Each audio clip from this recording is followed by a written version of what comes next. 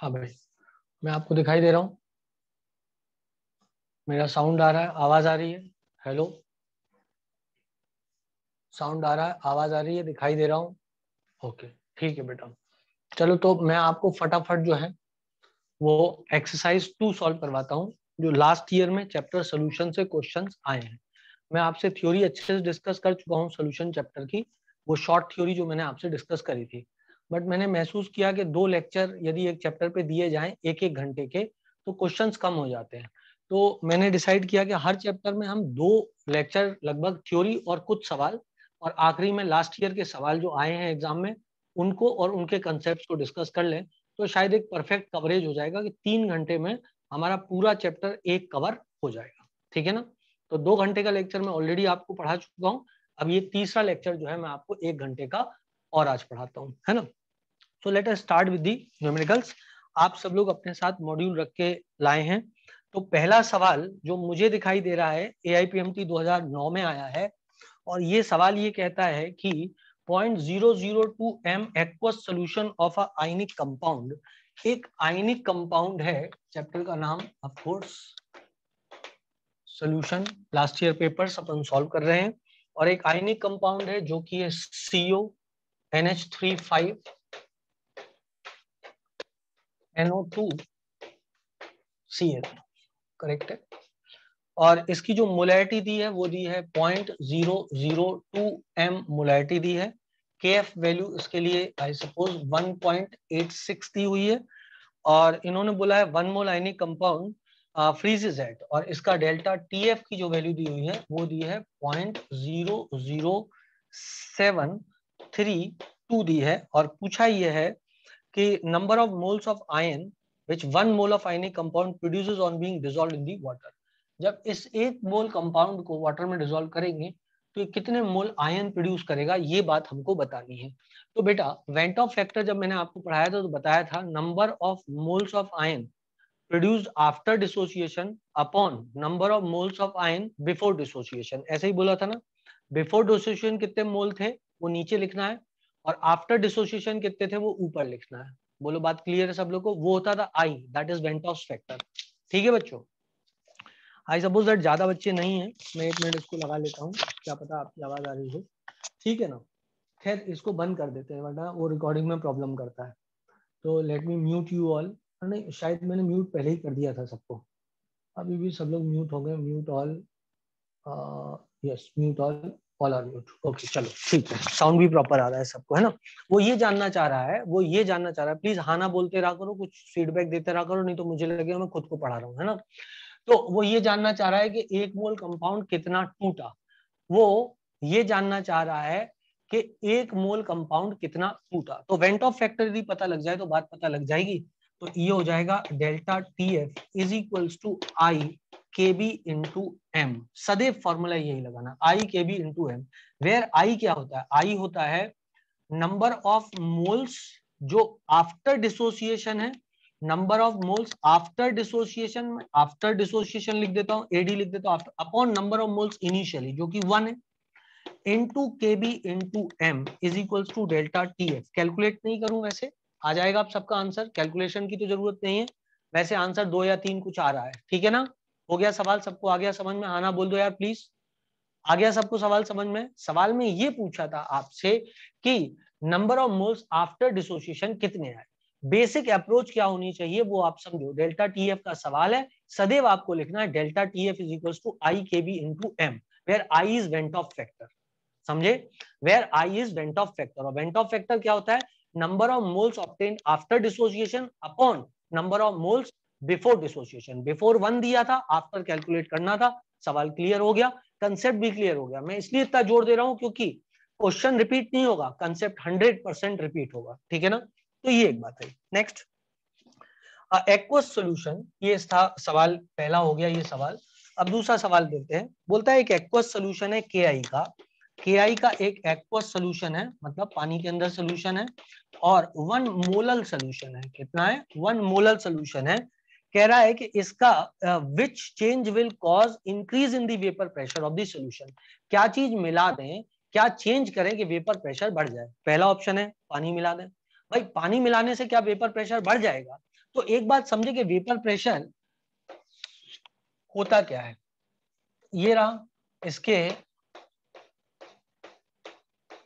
Surface पे water के molecule हैं, ये वेपर बनाएंगे, एक समय आएगा जब इक्विलिब्रियम हो जाएगा, जितने जाने वाले होंगे उतने आने वाले होंगे, उस समय वाटर के मॉलिक्यूल, यदि एक्वस सोल्यूशन है, यदि वाटर है, तो उस समय वाटर के मॉलिक्यूल इस सतह पे जो प्रेशर बनाएंगे उसको बोलेंगे वेपर प्रेशर। प्रेशर बोले तो फोर्स पर यूनिट एरिया, समझ ला। अब क्या हुआ, किसी ने आके इसके अंदर KI मिला दिया, KI मिलाने से ये दो ऐसे हो गए जो कि नॉन वोलेटाइल है। अब वेपर जो बना रहा है वो सिर्फ ये बचे हुए बना रहे हैं, मतलब वेपर प्रेशर क्या हुआ, कम हो गया बच्चों। वेपर प्रेशर क्या हुआ, कम हो गया। अब मान लो तुमने यहां से बाहर से पानी मिला दिया, तो पानी मिलाने पर क्या यहाँ पर जो फ्रैक्शन होगा, क्योंकि ऐसा तो है नहीं कि इतने बड़े पानी में सिर्फ 8 मॉलिक्यूल पानी के और 2 KI के हैं, होंगे तो लाखों करोड़ों, लेकिन प्रपोर्शन में वो डिस्ट्रीब्यूट रहते हैं सरफेस पे। क्या तुम्हें मेरी बात समझ में आ रही है? 8 करोड़ थे आपके पास पानी के मॉलिक्यूल और 2 करोड़ थे आपके पास KI के मॉलिक्यूल, तो सरफेस पे आपको 2 मॉलिक्यूल इसके मिले और 8 इसके मिले, मतलब प्रोपोर्शन में डिस्ट्रीब्यूटेड रहते हैं। अब मान लो तुमने पानी मिलाया, तो क्या पानी का मोल फ्रैक्शन बढ़ जाएगा, आना बोलना पड़ेगा। पानी मिलाया तो क्या पानी का मोल फ्रैक्शन बढ़ जाएगा, आना बोलना पड़ेगा यार। पानी मिलाने पर क्या पानी का फ्रैक्शन बढ़ेगा, बिल्कुल बढ़ेगा। और यदि पानी का फ्रैक्शन बढ़ा तो क्या सरफेस पे पानी के मॉलिक्यूल्स की संख्या रिलेटिव टू KI बढ़ जाएगी कि घट जाएगी, वो भी बढ़ जाएगी। तो इसका मतलब वेपर और ज्यादा बनने लग जाएगा, बोलो हाउ, बोलो हाउ, वेपर और बनने लग जाएगा, इसका मतलब वेपर प्रेशर बढ़ जाएगा। अब इसका दूसरा ऑप्शन देखते हैं, पहले भी सही काम बन गया, उसने बोला NaCl मिला दो। अरे यार NaCl मिलाया तो और ऐसे वाले क्रिएट हो जाएंगे जो नॉन वोलेटाइल है, तो इसका मतलब तो वेपर प्रेशर कम हो जाएगा। कोई भी नॉन वोलेटाइल चीज मिलाई तो वेपर प्रेशर कम हो जाएगा। तो ऑप्शन 2 में NaCl मिलाया, ऑप्शन 3 में Na2SO4 मिलाया, और ऑप्शन 4 में भी KI मिलाया है, इसका मतलब इन तीनों से तो बच्चों वेपर प्रेशर कम होगा, बढ़ेगा नहीं। क्या सबको कंसेप्ट क्लियर है, आना बोलना पड़ेगा यार। सबको कंसेप्ट क्लियर है, जल्दी जल्दी बोलो, आलसियों की तरह मत बैठे रहा करो। हाँ ठीक, चलो आगे बढ़ते हैं। सोल्यूशन, तीसरा क्वेश्चन ले लेते हैं। तीसरा क्वेश्चन है, ये दूसरा क्वेश्चन हो गया बेटा। तीसरा क्वेश्चन बोलता है सोल्यूशन ऑफ सुक्रोज, एक सुक्रोज का सोल्यूशन है ना, और सुक्रोज का उसने मॉलिक्यूलर वेट भी दे दिया 342, आपको रटा होना चाहिए, ठीक है ना। और कहता है has been prepared by dissolving, इसको प्रिपेयर किया गया है और उसमें डिसॉल्व किया गया है 68.5 ग्राम सुक्रोज, करेक्ट है बेटा। 68.5 ग्राम सुक्रोज को डिसॉल्व किया गया है 100,000 ग्राम ऑफ पानी में। Freezing point of the solution is what, 1000 gram of पानी में डिसॉल्व किया गया है, और वो डेल्टा TF की वैल्यू आप निकाल लो, फिर आप फ्रीजिंग पॉइंट आराम से निकाल सकते हो। 100 से माइनस कर देंगे और फ्रीजिंग पॉइंट हमारा आ जाएगा, बोलो हाउ। सुक्रोज क्या टूटेगा, बिल्कुल नहीं, ऑर्गेनिक कंपाउंड है, ये डिसोसिएट नहीं होता है। वैसे ऐसा कोई जरूरी नहीं कि ऑर्गेनिक कंपाउंड डिसोसिएट ना हो, बट ये वाला नहीं होता, ग्लूकोज, सुक्रोज, यूरिया, ये सब डिसोसिएट या एसोसिएट नहीं होते, बोलो हाउ, बोलो हाउ। क्लियर इतनी बात, तो ये ना डिसोसिएट होगा ना एसोसिएट होगा, मतलब इसके आई की वैल्यू 1 आएगी, मतलब इसके आई की वैल्यू 1 आएगी। जितने मोल आफ्टर डिसोसिएशन मिलेंगे उतने इनिशियल होंगे, मतलब आई की वैल्यू 1 आ जाएगी। याद करो आई क्या था, आई था moles obtain after dissociation upon initial मोल, टूटने के बाद भी उतने ही है, टूटने के पहले भी उतने हैं, तो आई की वैल्यू 1 आ जाएगी, बोलो हाउ। तो फॉर्मूला क्या होगा बेटा, delta TF is equal to IKB into IKF into M, IKF into M, मैंने यहाँ पर बेटा KB लिख दिया था, ये KF होगा, ठीक है ना, डेल्टा TF था ना तो KF आएगा। आई होप सो सब बच्चे समझ गए होंगे, ठीक है ना। अब तुम्हें क्या कैलकुलेट करना, आई की वैल्यू तो 1 है बेटा, डेल्टा TF कैलकुलेट करना है। डेल्टा TF की वैल्यू क्या हमारे बच्चे कैलकुलेट कर सकते हैं, आई 1 है, KF की वैल्यू 1.86 सवाल में दी है। सोल्यूट, ये मोलैलिटी है, मोलैलिटी दुनिया जानती है, 68.5 डिवाइडेड बाई 342 इंटू 1000 बटे 1000। क्या बात चमक गई सबको। तो मैं क्या लिख सकता हूं यहाँ पर मेरे पास डेल्टा TF आ जाएगा बच्चों, जो भी कैलकुलेशन पे डेल्टा TF आ जाएगा उसको मैं 100 से माइनस कर दूंगा, मेरे पास नया फ्रीजिंग पॉइंट आ जाएगा, बोलो हाउ। सॉरी 100 से नहीं, सॉरी 100 से नहीं, 273.15, माफ कर दो, तो बॉइलिंग पॉइंट होता है, तो काई से माइनस करना है, 0 डिग्री से, मतलब 273.15 से माइनस करना है, क्योंकि ये डिप्रेशन इतना घिरा है। तो नया फ्रीजिंग पॉइंट क्या होगा, जो भी वैल्यू आ रही है उसको माइनस कर देना है 273.15 से, आना बोल दो, तो मुझे कंफर्म हो जाए कि 3-4 सवाल आपको क्लियर हो गए, मैं आगे बढ़ जाऊं। टोटल 23 सवाल हैं जो इसमें दिए हुए हैं, 1 घंटे में सारे सॉल्व करा दूं, ठीक है, चलो आगे बढ़ते। अब 5वें नंबर का सवाल, सॉरी चौथे नंबर का सवाल, the freezing point depression constant for water is 1.86, हमको पता है। के एफ की वैल्यू उसने दी है, तो उसने अगले सवाल में के एफ दिया है 1.86 और कहता है कि 5 ग्राम Na2SO4, 5 ग्राम Na2SO4 को मिलाया गया है 45 ग्राम पानी में। 45 ग्राम पानी में 5 ग्राम Na2SO4 मिलाया गया है। Freezing point is changed by मतलब डेल्टा TF आ गया बेटा, और वो दिया है 3.82 और जानना चाहता है calculate the value of went Hoff factor. क्या हमारे सारे बच्चे निकाल सकते हैं उसको? क्या मोलैलिटी कैलकुलेट हो सकती है? मोल्स इसके आ जाएंगे 5/142, शायद इसका 142 आता है, 46 प्लस 96 142 आएगा। 5/142 इंटू 1000/45, ये मोलैलिटी आ गई। के एफ की वैल्यू दी हुई है, डेल्टा TF की वैल्यू दी हुई है, आई की वैल्यू कैलकुलेट हो जाएगी। ये रहा वो जादुई फॉर्मूला जिससे कैलकुलेट हो जाएगा। यदि आप हाँ बोल दोगे तो मैं आगे बढ़ जाऊंगा, यदि कहोगे मोलैलिटी कैलकुलेट कर दो तो मैं कैलकुलेट करने लग जाऊंगा। क्या बात क्लियर है? मोलैलिटी कितनी आएगी? 5/142 इंटू 1000/45, वो मोलैलिटी हो जाएगी। केएफ की वैल्यू दी हुई है बेटा, और आपको आई की वैल्यू निकालनी है, डेल्टा TF दिया हुआ है। सरल है सवाल, एकदम सिंपल है सवाल। नीट में ऐसे ही सवाल आते हैं। 6वें नंबर के सवाल पे चलते हैं, जो मैं आपको जब 2 घंटे की क्लास ली थी तो बताया था। 1 मोलल एक्वस सोल्यूशन है, मोल फ्रैक्शन पूछ रहा है। क्वेश्चन नंबर 6 है शायद ये। 1 मोलल एक्वस सोल्यूशन है, 1 मोलल एक्वस सोल्यूशन है और मोल फ्रैक्शन पूछ रहा है। क्या दुनिया जानती है मोल फ्रैक्शन किसका पूछ रहा है? मोल फ्रैक्शन ऑफ सॉल्यूट पूछ रहा है। तो x मेरे को सॉल्यूट के लिए निकालना है, जो कि होता है n/n+n। दुनिया जानती है 1 मोलल एक्वस सोल्यूशन का मतलब होता है 1 मोल solute is present in 1000 gram of पानी, तो 1000/18। बोलो हाउ बेटा, 1 मोलल का मतलब क्या होता है? 1 मोल solute is present in 1000 gram of पानी, दैट इज वाटर। तो वाटर के मोल हो जाएंगे 1000/18। Moles of solute is 1/56.55 will be the answer. I suppose that सबको आ गया, ये मैं आपको पहले भी करा चुका हूं। अगला सवाल, 200 ml of aqueous solution of protein contain 1.6 gram. Okay, 200 ml क्या है? 200 ml, 200 ml है aqueous solution of protein। aqueous solution of protein है, कोई सा प्रोटीन है बेटा? कंटेन इसमें है 1.26 ग्राम। 200 ml of aqueous solution of protein contain its 1.26 ग्राम, मतलब 1.26 ग्राम प्रोटीन रहा होगा, है ना? The osmotic pressure of the solution at 300 Kelvin is found to be, पाई की वैल्यू दे रहा है वो आपको कितनी? 2.57 into 10⁻³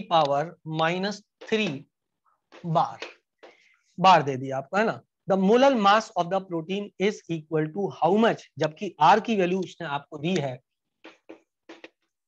0.0831 और ये एटीएम लीटर में लिखा है, बार लीटर में दे दी होगी। बार पर मोल पर केल्विन में, बार पर मोल पर केल्विन में। अल्ले भाई, सारी समस्या तो सॉल्व कर दी इंसान ने, सब ये भी बार में दिया, ये भी बार में दिया। पाई इज इक्वल्स टू क्या होता है? ICRT, जहां पे C क्या होता है? यदि आप जल्दी से बता दो तो मेरे को लग जाए आप जाग रहे हो। C क्या होता है? मोलैलिटी होता है कि मोलैरिटी होता है? स्मॉल m क्या कैपिटल m? स्मॉल m के कैपिटल M? बिल्कुल सही बताया, it is capital M, that is molality. ठीक है, तो पाई की वैल्यू इधर से लाओ, वो कितनी हो गई? 2.57 इंटू 10⁻³ इज इक्वल टू आई की वैल्यू देखेंगे कुछ ये निकलवाई है कि नहीं निकलवाई है।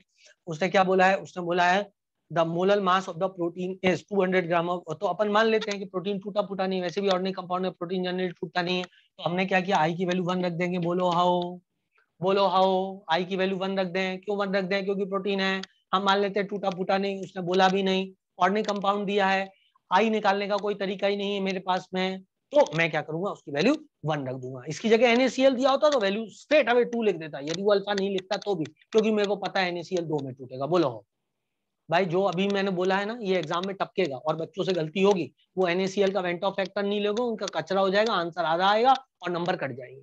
चलो भाई, so pi is equal to ICRT। I की वैल्यू 1 ले ली, सी की वैल्यू क्या हो जाएगी बेटा? W/m इंटू 1000 बटे वॉल्यूम इंटू R की वैल्यू समझदार ने दी है 0.0831, टेम्परेचर 300 दिया है। क्या बच्चे कैलकुलेट कर सकते हैं? मोलर मास आना बोलना पड़ेगा। ये 1.26 दिया है, ये वॉल्यूम भी कुछ ना कुछ दिया होगा, 200 ml दिया है। क्या मैं मैथ्स करूं कि आप कर लोगे? आप कर लोगे ये वाला मैथ्स? आप सबको समझ में आ गया क्या करना है हमको?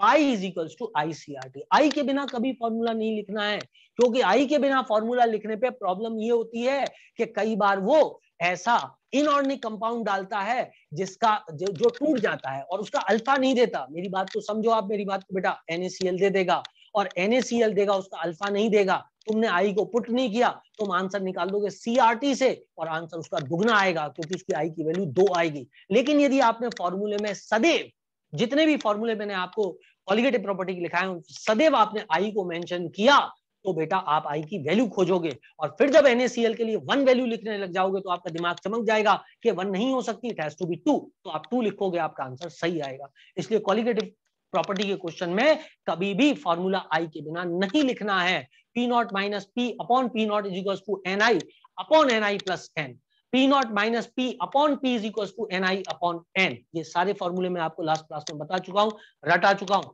Delta TB is equal to i k b into M, delta TF is equal to IKF into M and pi is equal to ICRT। हमको करना ही करना है। अगले सवाल पे चलते हैं। अगला सवाल बोलता है PA and PB are vapor pressure of pure liquid component A and B respectively of an ideal binary solution। Okay भाई, एक आइडियल बाइनरी सोल्यूशन है जिसका PA और PB दो कंपोनेंट का वेपर प्रेशर होगा। और क्या बोलता है? If XA represent the mole fraction of component A, the total pressure of the solution will be what? ये वाला मैं आपको करा चुका हूं, याद करो बेटा। PA XA plus PA not XA plus PB not XB is equals to P total. बोलो हाउ।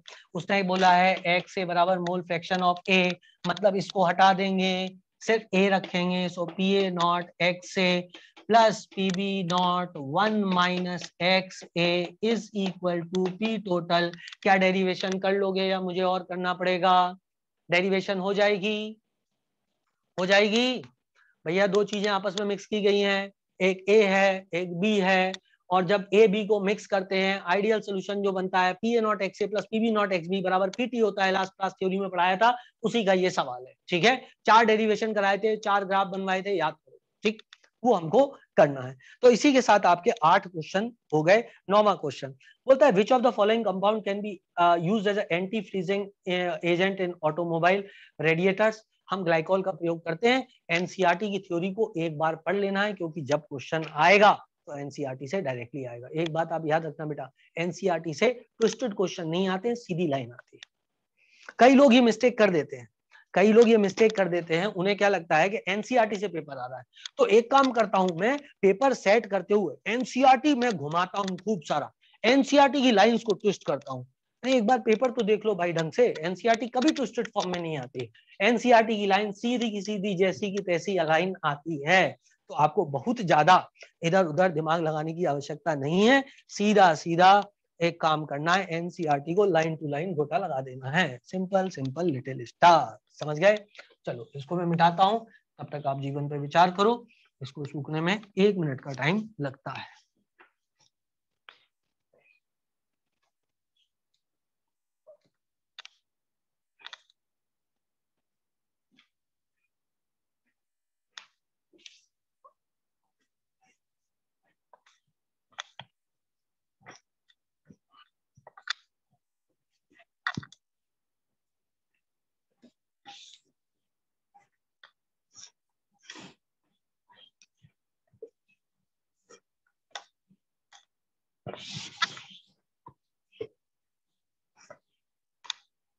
हाँ भाई, तो इतनी कहानी के बाद 9 क्वेश्चन हो गए थे। 10वें क्वेश्चन पे चलते हैं। Vapour pressure of chloroform CHCl3 and dichloromethane at 25 degree centigrade is 200 mmHg and 450 mmHg। एक तरफ क्लोरोफॉर्म है, इसका वेपर प्रेशर जो है PA लिख देता हूं, इसको PA नॉट कर देता हूं। This is equal to 200।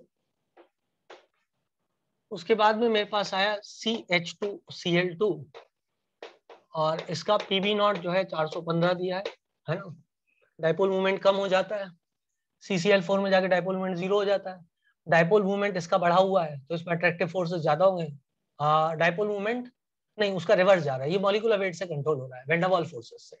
ये डाइपोल मूवमेंट से नहीं आएगा इसका answer, van der Waals force से आएगा। इसका मॉलिक्यूलर वेट ज्यादा है तो इसका बॉइलिंग पॉइंट ज्यादा होगा, इसका वेपर प्रेशर कम होगा। समझ रहे हो बात को? इसका वेपर प्रेशर कम होगा, इसका वेपर प्रेशर ज्यादा होगा। दोनों चीजें चलती हैं, है ना। अब ये डाइपोल से हम नहीं कर सकते इसको, तो what we have to think is that molecular weight के कारण ऐसा हुआ होगा, वेन डर वाल्स फोर्सेस ज्यादा डोमिनेटिंग हो रहे होंगे। ठीक है ना बेटा, चलो आगे बढ़ते हैं। अब यदि मैं आगे इसको देखूं, और भी कारण बताए जा सकते हैं, लेकिन मैं उसमें भटकना नहीं चाहता, है ना, कि क्यों यहाँ पे वेपर प्रेशर कम हुआ। ये भी हो सकता है 3 क्लोरीन आने के कारण इलेक्ट्रॉन क्लाउड जो बनता है उस पर नेगेटिव चार्ज इंड्यूस होता है, तो attraction between 2 chloroform molecule will get down, जैसा कि CCl4 में होता है? तो खैर ये इनका वेपर प्रेशर दिया हुआ है उन्होंने, ये था क्वेश्चन नंबर 10। कहता है कि vapour pressure of solution obtain by mixing, vapour pressure of the solution obtain by mixing 25.5 gram of chloroform. इसका बेटा 25.5 ग्राम ले लिया, और जो दूसरे का लिया वो 40 ग्राम लिया। और क्या रहा है कि वेपर प्रेशर क्या ऑब्टेन होगा, इसका मॉलिक्यूलर वेट दिया है उसने 119.5 और इसका मॉलिक्यूलर वेट दिया है 85। करेक्ट है बेटा। अब आप समझ गए होंगे, पी टोटल आपको निकालना है। अरे दुनिया जानती है, P A not X A plus P B not X B. सड़ा सड़ाया क्वेश्चन है बिल्कुल। पी ए नॉट की वैल्यू 200 है, एक्स ए की वैल्यू दुनिया जानती है, उसके मोल्स निकाल लो भैया। इसके मोल निकाल लो, इसके मोल निकाल लो। इसके मोल कैसे आ जाएंगे? इसके मोल आ जाएंगे 25.5 डिवाइडेड बाई 119.5, और इसके मोल्स कैसे आ जाएंगे? इसके मोल्स आ जाएंगे बराबर 40/85। बस बोलो हाउ, बोलो हाउ। क्या दोनों का मोल फ्रैक्शन आ जाएगा? एक का मोल फ्रैक्शन निकालने का, दूसरा का 1 माइनस कर देना, अपने आप ही वैल्यू पता लग जाएगी। अरे हाँ ना बोलना पड़ेगा यार, हाँ ना बोलना पड़ेगा। आप कहो तो मैं कैलकुलेट करके बताऊं, कैलकुलेट कर दूं या आ जाएगा आपका? कैलकुलेट करूं कि आप कर लोगे? आ जाएगा ना, क्योंकि आप कैलकुलेशन तो बेटा मेरे हाथ में नहीं है ना, तो वो तो आपको करनी पड़ेगी calculation. Simple simple little star है, वैसे कोई बड़ी बात नहीं है। ये 25 मान लो, ये 120 मान लो, ये 40-85 सही है। मोटा मोटा निकाल करके मुंह पे आंसर मार देना, क्योंकि आंसर्स में डिफरेंस देखें, वैसे नीट में ज्यादा कैलकुलेटिव क्वेश्चन आते नहीं है बेटा। ये रहा आंसर। अले आंसर्स में डिफरेंस कैसा है? 347.9, 280, 173, 615। लपक के डिफरेंस, लपक के डिफरेंस है आंसर्स में। मतलब आप राउंड ऑफ कर सकते हो, बोलो हाउ। मतलब आप राउंड ऑफ कर सकते हो चीजों को, कोई बड़ी बात नहीं, आराम से कैलकुलेशन हो जाएगी। ठीक है बच्चों, खाना बोलना पड़ेगा यार, खाना बोलना पड़ेगा यार, ठीक है ना। एक आध ऑप्शन तो आप ऐसे भी उड़ा सकते हो इसमें, क्योंकि किसी का वेपर प्रेशर ऐसा दिया है ना यार, बार बार मेरी नजर से क्वेश्चन खो जाता है। एक का वेपर प्रेशर दिया 347, एक का 280, और 173 नहीं हो सकता, क्योंकि 173 इसलिए नहीं हो सकता कि 200 से कम वेपर प्रेशर जाएगा ही नहीं, और 615 नहीं हो सकता क्योंकि 415 से ऊपर नहीं जाएगा। अरे बोलो यार, अरे मोर वोलेटाइल कंपोनेंट से ज्यादा थोड़ी ना हो जाएगा। एक काबिल है, दूसरा नालायक है, जब एक काबिल और नालायक मिलते हैं तो बीच का आता है ना भैया। तो ना तो वेपर प्रेशर 200 से नीचे जाएगा और ना वेपर प्रेशर 415 से ऊपर जाएगा, तो दो ऑप्शन तो वैसे ही उड़ गए। बोलो आओ, क्लियर है? बाकी दो ऑप्शन में आपको चेक करना है कैलकुलेशन करके। आई सपोज दैट आप इतने इंटेलिजेंट हो कि कैलकुलेट कर लोगे। 10 सवाल खत्म हो गए, 11वां सवाल चालू है, जो कि मैं आपको क्लास में पहले करा चुका हूँ। वो सवाल है 6.02 into 10 की power 20 molecule of urea is present in 100 ml of solution, the concentration of solution है। छी क्या सवाल है यार। n by n naught into 1000 by volume is equals to answer. बोलो n by n naught into 1000 by volume of the solution is equals to answer. Molarity आपको निकालनी थी, पहले भी मैं करवा चुका हूं आपको इसी 2 घंटे की क्लास में। अगला question, question number 12। Of the following 0.1 m aqueous solution, which one will have largest freezing point depression? Largest freezing point depression किसका होगा? तो भैया डेल्टा टी एफ बराबर होता है आई के एफ इंटू एम। अब यदि सॉल्वेंट एक ही है तो के एफ की वैल्यू कांस्टेंट है, बोलो हो। और उसने क्या बोला है? 0.1 है, मतलब ये दोनों तो कांस्टेंट हो गए मेरे भाई, तो इसका मतलब delta t f is directly proportional to i. मेरी बात समझ में आई कि नहीं आई? बेटा एक ही सॉल्वेंट है तो के एफ की वैल्यू कांस्टेंट हो जाएगी चारों एग्जाम्पल के लिए, और चूंकि सभी की मोलैलिटी भी एक दी है तो मोलैलिटी भी कांस्टेंट हो गई, मतलब delta t f is directly proportional to i. अब सोच, एक केसीएल है, केसीएल का आई क्या होगा? कौन बताएगा केसीएल का आई क्या होगा? कोई तो बता दो। बहुत बढ़िया विभूति, 2 आया, स्नेहा ने भी 2 बताया। C6H12O6 का आई क्या होगा? C6H12O6 का आई क्या होगा? 1 ग्लूकोज है, ग्लूकोज थोड़ी ना पानी के अंदर टूटता है, 1 आएगा। Next Al2SO4 whole thrice, Al2SO4 whole thrice 5 आ जाएगा। K2SO4 क्या आएगा? K2SO4 3 आएगा भैया। K2SO4 2 K और 1 SO4 3 आएगा। क्या बात सबको समझ में आ गई? आई आ गया। अब उसने क्या पूछा आपसे? उसने आपसे पूछा लार्जेस्ट फ्रीजिंग पॉइंट डिप्रेशन, तो कौन सा ऑप्शन होगा भैया जी? ऑप्शन हो जाएगा Al2SO4 होल थ्राइस। सबको चमका क्योंकि उसका आई सबसे ज्यादा था। जब बेटा आयनिक कंपाउंड के लिए अल्फा मेंशन न किया हो तो 1 मान लो। जब आयनिक कंपाउंड के लिए अल्फा मेंशन न किया हो तो 1 मान लो। मेरे को क्या पता है Al2SO4 100% टूट रहा है कि नहीं टूट रहा है। डिफिकल्ट क्वेश्चन बनाना होता तो इसी में अल्फा रख देता वो Al2SO4 होल थ्राइस का, और मैं कैलकुलेट कर लेता। मैंने लास्ट एग्जाम में, लास्ट क्लास में आपको ट्रिक बताई थी कैसे कैलकुलेट करना आई की वैल्यू बिना फॉर्मूले के, है ना। चलो अब मैं चलता हूं बच्चों अगले सवाल पे। अगला सवाल है मेरा AIPMT 2015 का। द बॉइलिंग पॉइंट ऑफ 0.2 मोल पर KG solution of X in water is greater than equimolar solution of Y in water. Via एक है X सोल्यूशन, एक है X का सोल्यूशन, एक है Y का सोल्यूशन। अच्छा दोनों के दोनों जो हैं इक्विमोलर हैं। The boiling point of 0.2 molar, मतलब ये भी 0.2 और ये भी 0.2 इक्विमोलर है। और बोल क्या रहा है? बोल रहा है the boiling point of solution of X in water is greater. इसका जो बीपी है वो इसके बीपी से ज्यादा है। बताओ क्या हुआ होगा? बताओ क्या हुआ होगा? Molecular weight of X is greater than Y, molecular weight of Y is greater than X। X का डिसोसिएशन हो गया होगा, Y का डिसोसिएशन हो गया होगा। क्या बात सही होगी भैया? बॉइलिंग पॉइंट काय से बढ़ जाएगा? नंबर ऑफ सोल्यूट पार्टिकल के बढ़ने से एलिवेशन ऑफ बॉइलिंग पॉइंट बढ़ेगा, और यदि नंबर ऑफ सोल्यूट पार्टिकल बढ़े तो एलिवेशन ऑफ बॉइलिंग पॉइंट बढ़ेगा। मतलब जहां डिसोसिएशन हो जाए वहां पे बॉइलिंग पॉइंट बढ़ जाता है। बोलो हाउ? तो X डिसोसिएट हो गया होगा क्योंकि X सल्यूट है और सल्यूट नॉन वोलेटाइल है। यहाँ पर यदि वो टूटा तो number of molecules on the surface बढ़ जाएंगे। नालायक लोगों के वो वेपर नहीं बनाएंगे, वेपर प्रेशर गिर जाएगा, बॉइलिंग पॉइंट बढ़ जाएगा, डेल्टा TF बढ़ जाएगा, डेल्टा TB बढ़ जाएगा। बोलो हाउ? ऑस्मोटिक प्रेशर की वैल्यू बढ़ जाएगी, relative lowering of vapour pressure बढ़ जाएगा, लोअरिंग ऑफ वेपर प्रेशर बढ़ जाएगा। क्या सबको कुछ कुछ समझ में आ रहा है कि मैं अकेले पे कर रहा हूँ?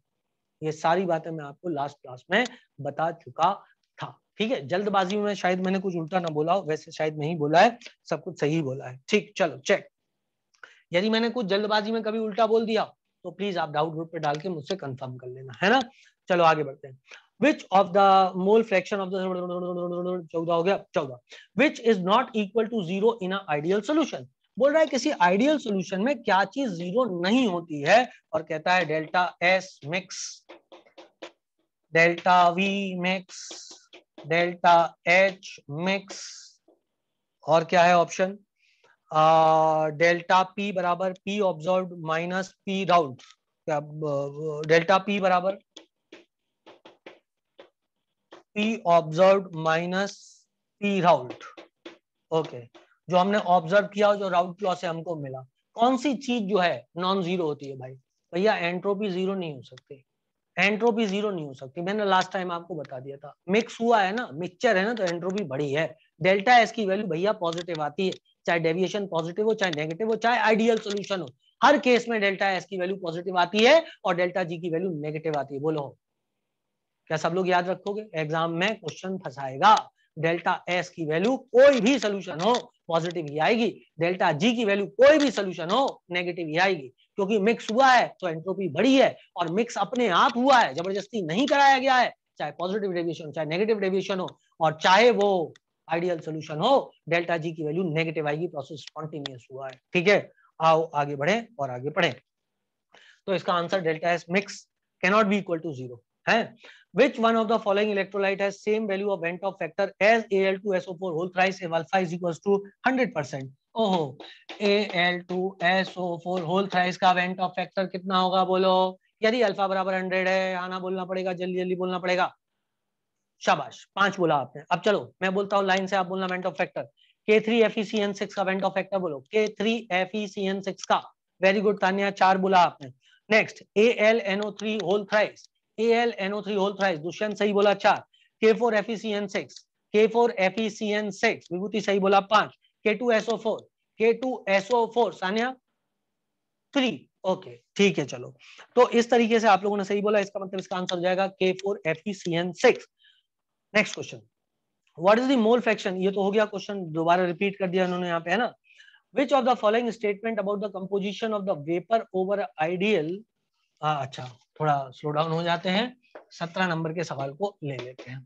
ठीक है बेटा, 17 नंबर का सवाल क्या कहता है, which of the following statement about composition of vapour over a ideal over an ideal a 1:1 molar mixture of benzene and toluene is correct। ठीक है चलो कोई बात नहीं, कुछ तो भी भाषा लिखी हुई है, लेकिन मिक्सचर रहा होगा बेंजीन और टॉलिन का। या तो मैं जल्दबाजी में अंग्रेजी गलत पढ़ गया, या वो जल्दबाजी में अंग्रेजी गलत लिख गया, लेकिन मुझे मतलब नहीं आ रहा था समझ में। खैर आ गया, भावनाओं को समझो। ये बेंजीन है, ये टॉलिन है बच्चों, इसका वेपर बनेगा। अच्छा बताओ यार, जब इसका वेपर बनेगा तो किसका वेपर प्रेशर ज्यादा होगा, किसका वेपर में प्रेशर ज्यादा होगा, बेंजीन का कि टॉलिन का? कोई डाटा और नहीं दिया होता तो बता देते कि बेंजीन का, simple simple little star.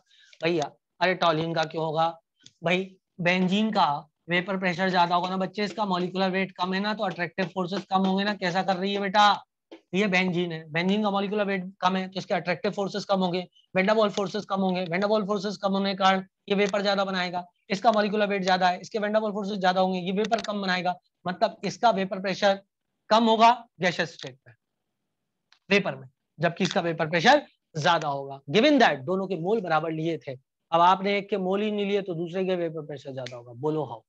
Given that दोनों के मोल बराबर लिए थे, अरे तुम लोग को समझ में आया कि नहीं आया, दोनों के मोल बराबर लेने पड़ेंगे बच्चे। अब दूसरा लिए ही नहीं तो उसका वेपर प्रेशर कहां से बनेगा, है ना। दो लोगों में कंपटीशन कराने के लिए बेटा दोनों को बराबरी का मौका देना पड़ेगा ना। ये तो नहीं हो सकता ना कि दूसरे को आपने आगे ले जाके खड़ा कर दिया और फिर बोले चलो भागो। समझे आप मेरी बात को, हमारे समाज में ऐसा ही होता है। कुछ गधे इसलिए घोड़े बना दिए जाते हैं क्योंकि उनको कुछ लोग घोड़ा बनाना चाहते हैं, जबकि वो एक्चुअली होते गधे ही हैं।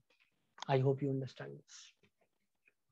चलो आगे बढ़ते हैं बेटा, गधे घोड़े की कहानी और बाद में सुनाऊंगा। हमारे हिंदुस्तान में खूब भर भर के ये होता है, इसको नेपोटिज्म बोलते हैं। 18 नंबर का क्वेश्चन लेते हैं बेटा, ठीक है ना बच्चे। तो बहुत सारे गधे हमें अपने आसपास मिल जाते हैं। 100 degree centigrade the vapour pressure of solution is 6.5 आइला। बहुत बढ़िया। 18 नंबर का क्वेश्चन बोलता है 100 डिग्री सेंटीग्रेड पे vapour pressure of solution of 6.5 gram of solute in 100 gram of water is 732 mmHg, और 100 डिग्री सेंटीग्रेड का। हाँ, और एक्वस सोल्यूशन नहीं लिखा गया। वाह यार बेहतरीन। वैसे मेरे को लगता है ऐसा एक्वस सोल्यूशन लिख देना चाहिए था, क्योंकि नहीं नहीं, हाँ नहीं नहीं नहीं, नहीं एक्वस नहीं लिखेगा तो भी चलेगा, क्योंकि बॉइलिंग पॉइंट पे वेपर प्रेशर कितना होना चाहिए, एटमॉस्फेरिक प्रेशर के बराबर। यार हाना बोलना पड़ेगा यार। बॉइलिंग पॉइंट पे, बॉइलिंग पॉइंट पे वेपर प्रेशर कितना होना चाहिए, एटमॉस्फेरिक प्रेशर के बराबर होना चाहिए कि नहीं होना चाहिए, हाँ होना चाहिए। At 100 degree centigrade the vapour pressure of solution of 6.5 gram of solute in 100 gram of water, अच्छा पानी दिया है ना, पानी के अंदर मिला है, is 732 mm। Okay, what is the boiling point of the solution. अच्छा तो ये सवाल कैसे सॉल्व होगा बेटा, इस सवाल में दो चीजें हैं, एक आपको लगाना पड़ेगा P not minus P upon P is equals to N by N. यहां से मिल जाएगा मोल्स ऑफ, यहां से मिल जाएगा मोल ऑफ, अब इसकी वैल्यू लिख दूं 760 होता है, माइनस 732 डिवाइडेड बाई 732, तुम्हें कुछ समझ नहीं आया, एन बाई एन, और इससे इसको माइनस करेंगे तो 28/732 आ जाएगा, तुम्हें कुछ नहीं आ रहा समझ में, एन बाई एन। आया समझ में कि नहीं आया। ये number of moles of solute यदि 28 है तो number of moles of water कितना है, 732 है, बोलो हाउ। आ रही है बात समझ में। उसने पूछा क्या है द बॉइलिंग पॉइंट, तो बॉइलिंग पॉइंट कैसे आता है, delta TB is equals to मेरे भाई आई के बी इंटू एम। आई की वैल्यू यहाँ पे कुछ दी नहीं है तो 1 मान लो, कोई इंडिकेशन ही नहीं है। केबी की वैल्यू 0.52 दे देते हैं वो लोग। हमें तो मोलैलिटी निकालनी है, तो मोलैलिटी क्या होती है, number of moles of solute जो कि 28 है, इनटू पूरा 1000 divided by weight of solvent in KGs, तो 1000 जब किया तो ग्राम में कर दो, तो 732 into 18 that will be the weight of the water. मुझे अकेले समझ में आया कि तुम लोग को भी आया बेटा। ऊपर वाले डाटा से बॉइलिंग पॉइंट दिया था, बॉइलिंग पॉइंट पे वाटर का वेपर प्रेशर कितना होता है बेटा, बॉइलिंग पॉइंट पे ये क्या है बेटा, ये क्या है P not minus P upon P, P not minus P upon P क्या है, आपके पास में पहले पानी था प्योर, समझ रहे बात को, 760 mmHg होता है उसका वेपर प्रेशर, आपने उसके अंदर कुछ सॉल्यूट मिला दिया, वेपर प्रेशर क्या हुआ उसका कम हो गया, तो P not minus P upon P is equal to N by N, और इसमें कोई अप्रोक्सीमेशन नहीं है। याद आया आपको, लास्ट क्लास में मैंने आपको फॉर्मूले बताए थे, तुम्हें कुछ याद नहीं, तुम्हें कुछ याद नहीं, याद है ना, बोला था ना, और मैंने बोला था हरदम आई लगाना, लेकिन यहाँ पर मैंने ये भी बोला था ये फॉर्मूला जब भी लिखो ऐसे लिखना है, एन आई अपॉन है, लेकिन आई की वैल्यू 1 है क्योंकि कोई इंडिकेटर ही नहीं मेरे पास, ठीक है ना बेटा। वो तो नीट में घटिया घटिया क्वेश्चन पूछते हैं, इसलिए और डेप्थ में जाने की जरूरत नहीं पड़ रही है मेरे को, नहीं तो इसी में सुंदर सवाल बनाया जा सकता है। खैर ये हो गए बेटा, 18 क्वेश्चन हो गए। अब मैं फिर से मिटाता हूँ, तब तक आप भी थोड़ा रेस्ट कर लो और मैं भी अपने गले को थोड़ा सा रेस्ट दे लूं। पता नहीं मैंने पोंछने वाला कपड़ा कहाँ रख के आ गया, ओ कपड़े तुम यहाँ छुपे बैठे हो। हाँ भाई बेटा, ये जो सवाल मैं बोल रहा हूँ ये सब आपके मॉड्यूल में दिए हुए हैं ना बेटा, जो मैं सवाल बोल रहा हूँ सबके मॉड्यूल में है ना ये वाले सवाल? हाँ एक्सरसाइज 2 में है ना, हाँ very good.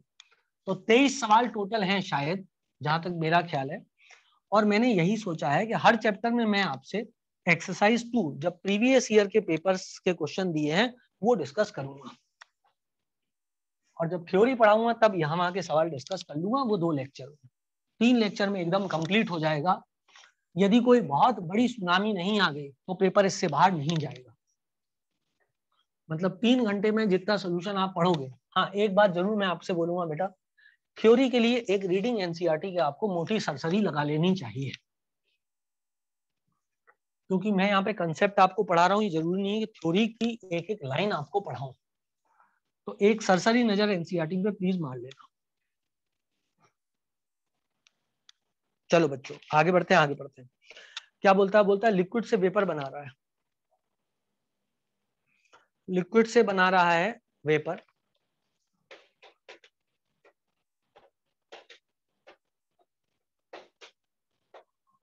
Something like this, है ना, और बोल रहा है समथिंग, कुछ कुछ बता रहा है। तो आप लोगों को पता होगा जैसे कि हमने पढ़ा था कि log P is equal to, log p is equal to या log k is equal to delta h minus sign के साथ बाई आर टी।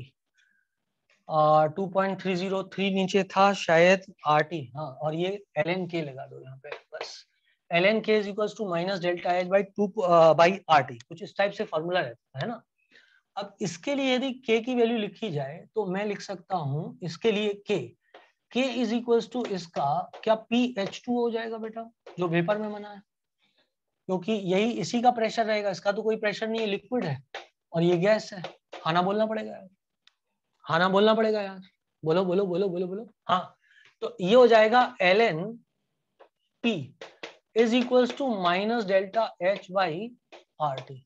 इसको उन्होंने डिफरेंशिएट किया विद रिस्पेक्ट टू टेम्परेचर, तो यदि विद रिस्पेक्ट टू टेम्परेचर ये इसको डिफरेंशिएट करेगा तो ये हो जाएगा ln या D ln P by D T, इसका डिफरेंशिएशन कर दो d by D T delta H by,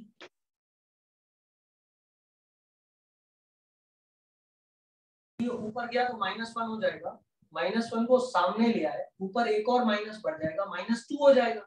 differentiation आता है, डिफरेंशिएशन आता है आपको, x की पावर n को डिफरेंशिएट करोगे तो कैसे आएगा, n की x की पावर n सामने ले आते हैं, n सामने ले आते हैं, हेडफोन ऑफ हो गया, अरे यार आवाज नहीं आ रही बेटा आप लोग को, एक सेकंड रुक जाओ, एक सेकंड रुक जाओ।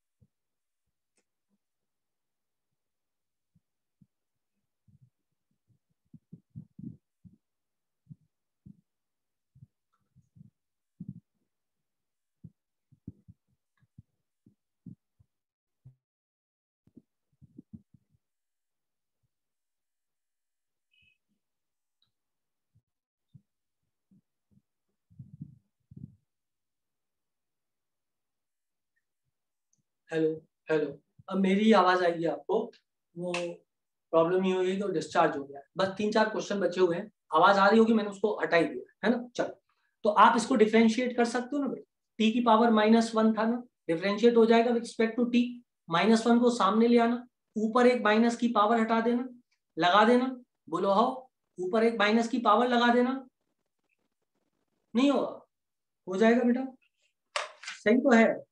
डी बाई डी टी,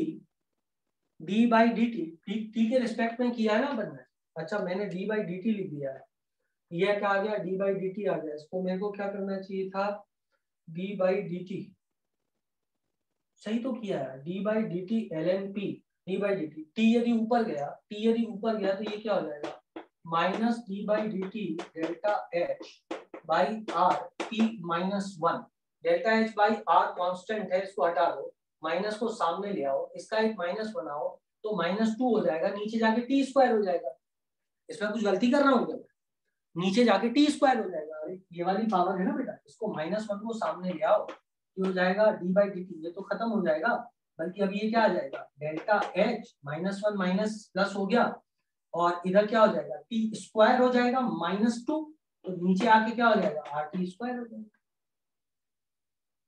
समझे, खाना बोलना पड़ेगा यार, नहीं आया क्या समझ में, ओके चलो आगे बढ़ते हैं, मैं देख लूंगा, मैंने तो कोई गलती नहीं की, वैसे मेरी समझ में मैंने सही किया है, मैं एक बार और देख लूंगा, द वेंट, या आप डाउट ग्रुप पे डाल देना, डाउट ग्रुप पे डाल देना जो भी प्रॉब्लम है ना, लॉग वाला तो ये लॉग पी वो तो वैसा का वैसे ही रखा है एक्सप्रेशन, उसको थोड़ी ना चेंज किया यार, एल एन पी को तो वैसे का वैसे ही रखा है, ऑप्शन में देखो ना, ऑप्शन में लिखा है ना L N P by D T, उसको थोड़ी ना चेंज किया, ठीक है ना बेटा, वो वैसा का वैसा रिटेन रखा है, सिर्फ डिफरेंशिएट करके इस साइड का डिफरेंशिएशन निकाल करके नीचे लिख दिया, ओके आगे बढ़ते हैं, आप ऑप्शन देखो जरा, ऑप्शन देखो, ऑप्शन में क्या लिखा हुआ है उसके आधार पे, है ना, चलो इस साइड को नहीं करना था आपको differentiate, the went Hoff factor 1 for dilute aqueous solution of strong electrolyte barium hydroxide, अरे भैया बेरियम हाइड्रोक्साइड का वेंट ऑफ फैक्टर क्या होता है, आना बोलना पड़ेगा, बेरियम हाइड्रोक्साइड का क्या होता है, जल्दी बोलो बेटा, 3 सिंपल सिंपल लिटिल स्टार, है ना, अब चल 20 हो गया, 21, which of the following statement is incorrect for ideal solution, delta G mix is equals to 0, क्या ये सही है कि गलत है, delta G mix is equals to 0, अभी बताया था ये गलत है, delta G mix will be equal to what, it will be equal to what, it will be equal to negative, बिल्कुल सही, चलो क्वेश्चन नंबर 22 ले लेते हैं, 26 क्वेश्चन है total, in molarity, if molarity of dilute solution is double, अच्छा molarity dilute solution की double की गई है, the value of depression constant KF will be, KF की वैल्यू पे क्या फर्क पड़ेगा भैया, केएफ सॉल्वेंट का प्रॉपर्टी होती है, उसका कोई लेना देना नहीं है मोलैरिटी मोलैरिटी, अरे बोलो यार वो तो सॉल्वेंट की प्रॉपर्टी है, याद है RTB square upon 1000 LV, RTB square upon 1000 LV वो है वेरिएबल, और सॉल्वेंट की प्रॉपर्टी है, सोल्यूट के मिलाने से उस पर कोई फर्क पड़ता नहीं है, अच्छा क्वेश्चन था, बच्चे इसमें ही घूम जाते हैं, मुझे पता है। Which of the following is dependent on the temperature? सबको पता है यार मोलैरिटी होती है ना, next question, for a ideal solution the correct option is delta mix S बराबर 0, बोलो बेटा आइडियल सॉल्यूशन के लिए क्या सही है, डेल्टा एस मिक्स बराबर 0 होता है कि नहीं होता, नहीं होता है, शाबाश, दूसरा delta V mix not equal to 0, क्या ये सही है, delta V mix not equal to 0, नहीं क्योंकि वो इक्वल टू 0 होता है, delta H mix is equal to 0 at constant temperature and pressure, ये बिल्कुल सही है आइडियल सॉल्यूशन के लिए, ठीक, चलो हो गया, अगला, which of the following statement is correct regarding a solution of two compound A and B exhibiting positive deviation from ideal behavior, यदि किसी सॉल्यूशन में पॉजिटिव डेविएशन है आइडियल बिहेवियर से, ये A था, ये B था, ये ऐसे थे, ये ऐसे थे, इनको मिक्स करके AB में भर दिया गया, तो क्या हमको पता है जो AA में इंटरेक्शन था, जो DB में इंटरेक्शन था, वैसा इंटरेक्शन A और B में नहीं है, तो AB interaction is weaker than A interaction, AB interaction is weaker than BB interaction, बोलो हाउ, आना बोलना पड़ेगा यार, क्लियर है बात सब लोग को, वेरी नाइस वेरी गुड, अब मैं आगे बढ़ता हूं, आखिरी सवाल, the density of 2m aqueous solution of NaOH is into the molality of solution is कितना बुरा सवाल हो जाएगा, ऐसे सवाल मैं आपको कई करा चुका हूं, जबकि मोलैरिटी दी थी और मोलैरिटी पूछी थी, उसने बोला है 2m का मतलब हुआ 2 मोल इन 1000 ml of solution, small m पूछा है, ये 2 हो गया इनटू पूरा 1000 अपॉन क्या चाहिए तुमको चाहिए वेट ऑफ सॉल्वेंट जो कि होगा v रो माइनस nm। हम रो नम आंखें करके v की वैल्यू 1000 है, रो की वैल्यू 1.28 है शायद, n की वैल्यू 2 है और मॉलिक्यूलर वेट क्या था NaOH है तो 40 हो जाएगा, तो ये 40 हो जाएगा, ये वाली वैल्यू आ जाएगी। वो पे आंसर मार देना एग्जाम करके। 26 सवाल थे जो पिछले दिए हुए हैं एक्सरसाइज 2 में, मैंने 26 के 26 सवाल आपको करवा दिए हैं। आई होप सो इतने से आपका कल्याण हो जाना चाहिए। अगला चैप्टर हम सॉलिड स्टेट लेंगे, पहले थ्योरी पढ़ेंगे, उसके बाद हम सवालों को करेंगे। पहले थ्योरी में अपन सवालों को पढ़ेंगे, लेकिन नीट वाले थर्ड क्लास में करेंगे, है ना। पहले 7-7 सवाल कुछ करेंगे, लेकिन सिर्फ नीट में जो आए वो तीसरे घंटे में करेंगे। टोटल 3 घंटे की क्लास होगी और पूरा हो जाएगा। Bye bye, tata, see you. स्वस्थ रहें, मस्त रहें, खुश रहें और खूब सारी मेहनत करते रहें। बाय।